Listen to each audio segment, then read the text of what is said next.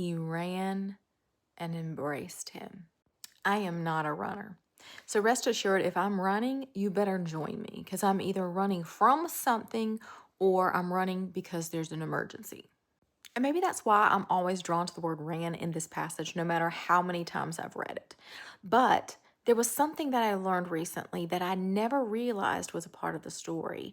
And it really had an emphasis on why the father ran. There was this ancient Jewish custom called kazaza. Look it up.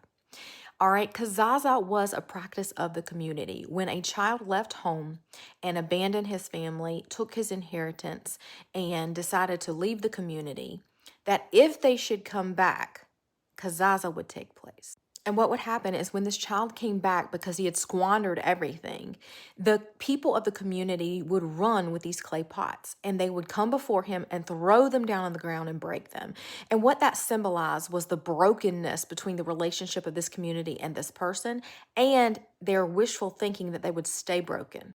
Basically implying not only did they get what they deserved, but banishing them from the community altogether so that they could not come back home. This matters because this is why the father ran. He had to outrun Kazaza.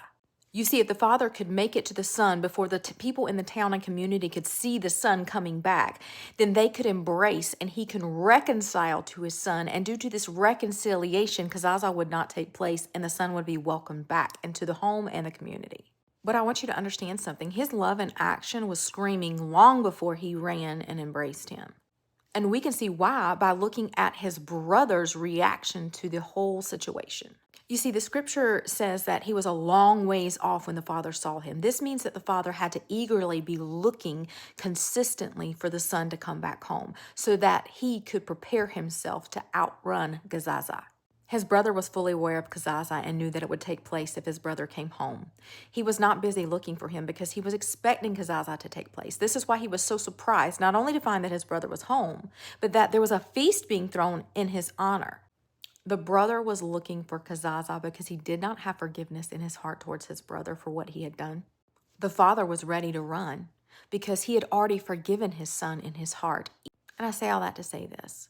Are you standing ready with feet ready to run to reconciliation and a heart of forgiveness when that person that has wronged you finally repents?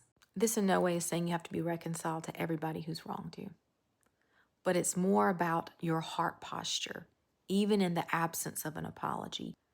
Is your heart preparing to run?